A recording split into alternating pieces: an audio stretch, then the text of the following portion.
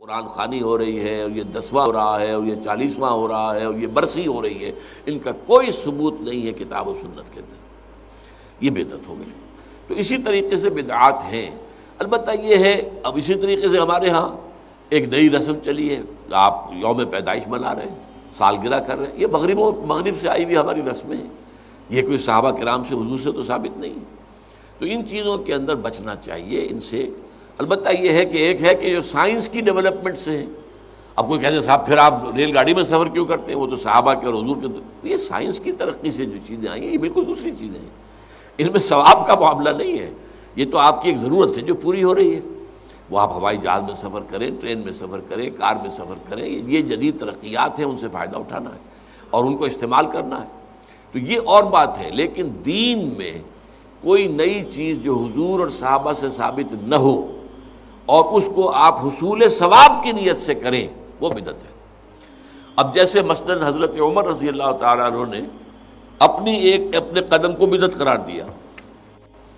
آپ کو معلوم ہے کہ حضور کے زمانے میں تراویح کی نماز کا کوئی رواج نہیں تھا، حضرت ابوبکر کے دور میں بھی نہیں تھا،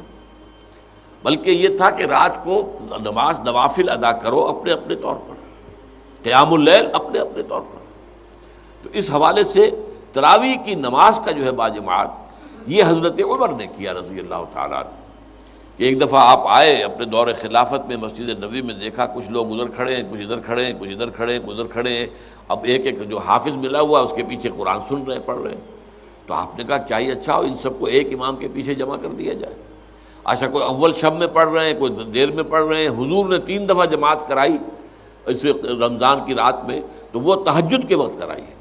وہ عشاء کے ساتھ نہیں، جو ہم تراویح کہتے ہیں کہ عشاء کے ساتھ ہی 20 رکعت ہم پڑھتے ہیں، یا اہل حدیث حضرات 8 رکعتیں پڑھتے ہیں، تو اس لیے کہ حضور نے تو صرف تہجد کی جگہ پر پڑھائی، تہجد کی 8 رکعتیں ہوتی تھی حضور کی، تو 8 رکعتیں آپ نے پڑھائی۔ لیکن یہ ہے کہ پھر حضرت عمر نے یہ فیصلہ کیا کہ اس طرح کر دیا جائے، اور اس کے بعد یہ ہوا کہ ایک امام ہے، سب لوگ سن رہے ہیں۔